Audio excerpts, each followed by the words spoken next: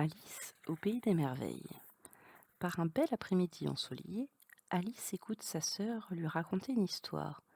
C'est alors qu'elle voit un drôle de lapin blanc passer en trombe. Celui-ci porte des vêtements, une montre à gousset, et il peut parler. Je suis en retard, s'affole-t-il. Attendez-moi, lui crie Alice en lui courant après. Dévorée par la curiosité, elle suit le mystérieux lapin jusqu'à son terrier. Quelle chute! Par chance, sa robe se gonfle comme un parachute et elle atterrit en douceur. En bas, elle aperçoit le lapin qui franchit une toute petite porte. Désolée, tu es beaucoup trop grande, déclare la poignée. Bois donc la potion qui est là-bas. Alice avale le contenu du flacon en question et elle se met à rétrécir. De l'autre côté, la jeune fille découvre un endroit pour les moins étranges. Elle croise aussi les jumeaux, Tweedledee et Tweedledum. Je m'appelle Alice et je cherche le lapin blanc, leur explique-t-elle. Mais les deux garçons répondent en même temps. Incapable de comprendre ce qu'ils disent, la jeune fille préfère poursuivre son chemin.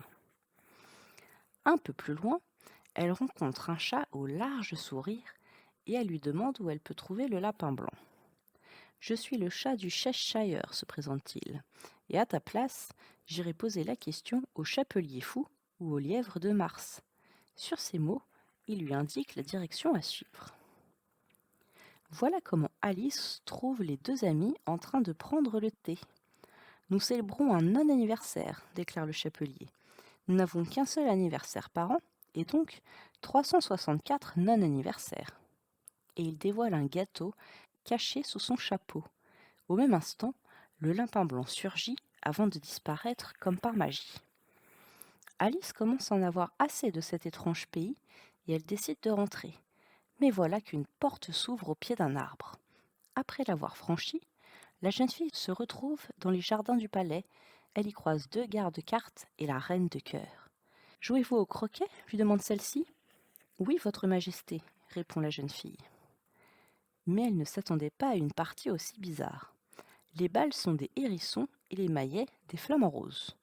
Quand le chat du Cheshire apparaît, la reine panique et perd l'équilibre. Furieuse, elle s'en prend à Alice. « Qu'on lui coupe la tête !» hurle-t-elle. « Est-ce qu'il ne devrait pas y avoir un procès avant ?» réplique la jeune fille. Place au procès. Le premier témoin est le lièvre de Mars. Vient ensuite le chapelier fou. Puis, le chat du Cheshire réapparaît et c'est l'affolement. « Qu'on lui coupe la tête !» ordonne la souveraine en désignant Alice. « Vous ne me faites pas peur, l'interrompt celle-ci. Vous n'êtes qu'une vieille reine au mauvais caractère. » Et elle se met à fuir à toutes jambes. Elle court, sans s'arrêter, jusqu'au labyrinthe de haies. Tiens, on dirait que quelqu'un l'appelle.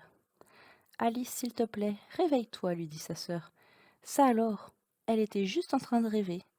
Finalement, elle n'est pas mécontente d'être venue dans un monde sans chat du Cheshire ni reine de cœur. Fin.